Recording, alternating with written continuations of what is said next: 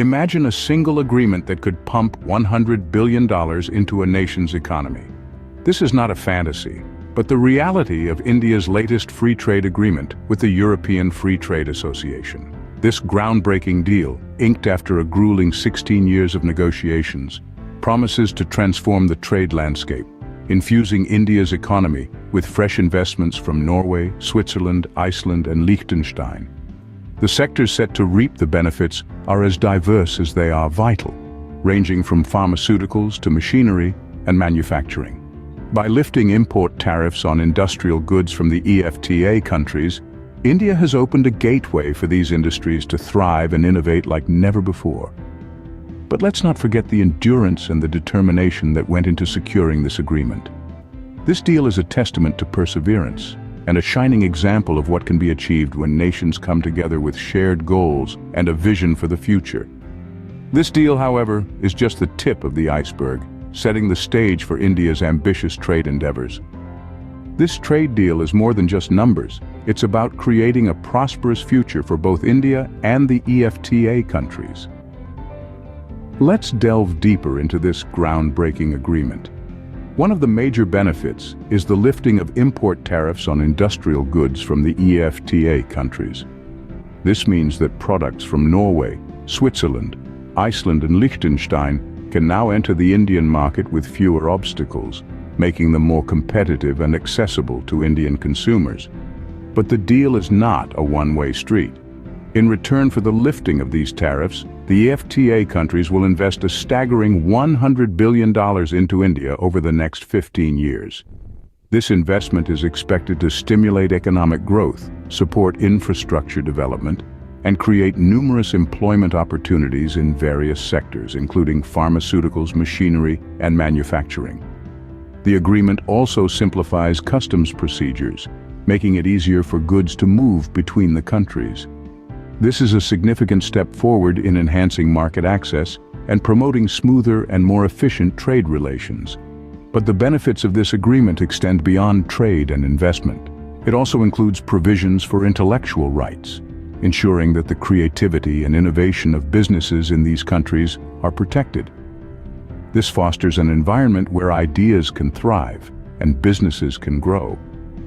Moreover, the agreement makes strides in promoting gender equity, setting a standard for future trade deals. This provision underlines the commitment of both India and the EFTA countries to ensure that trade not only stimulates economic growth but also upholds social values and contributes to societal progress. In essence, this agreement is a comprehensive package that addresses not only economic but also social issues, paving the way for a more inclusive and sustainable trade environment. It's a testament to the power of collaboration and mutual benefit where everyone stands to gain. But like all international agreements, this deal must first navigate the choppy waters of ratification before it can set sail. Ratification, the final hurdle that stands between this agreement and its implementation. So, what does this entail? Well, for the free trade agreement to take effect, it must be ratified by all parties involved. This means that each of the 5 countries, India, Switzerland, Norway, Iceland, and Liechtenstein, must formally approve the agreement through their respective legislative or executive authorities. Switzerland, ever the prompt participant, aims to ratify the agreement by the year 2025. This timeline, while ambitious, showcases the country's commitment to fostering stronger trade relations with India. But the ratification process is not always a straightforward journey.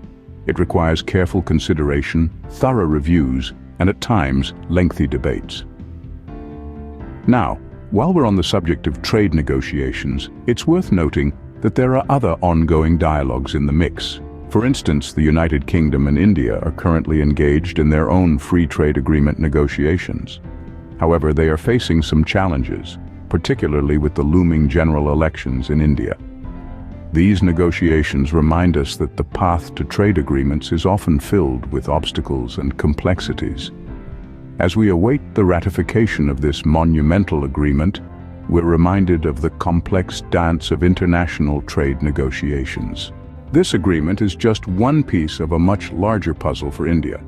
It's a move that fits neatly into India's broader trade strategy, a vision set forth by Prime Minister Narendra Modi. He's got his sights set on a lofty goal, to achieve $1 trillion in annual exports by 2030. An ambitious target, no doubt, but one that could potentially reshape India's economic landscape. This deal with the European Free Trade Association is a significant step towards that goal. By opening up the markets of Norway, Switzerland, Iceland, and Liechtenstein to Indian goods, it's creating new avenues for export. But it's not just about selling more. It's also about attracting investments, fostering innovation, and generating employment. The sectors that stand to gain the most from this agreement, pharmaceuticals, machinery, and manufacturing, are key drivers of India's export economy. So, by bolstering these industries, the deal is also boosting India's chances of hitting that $1 trillion export mark. And let's not forget the impact on India's global economic standing.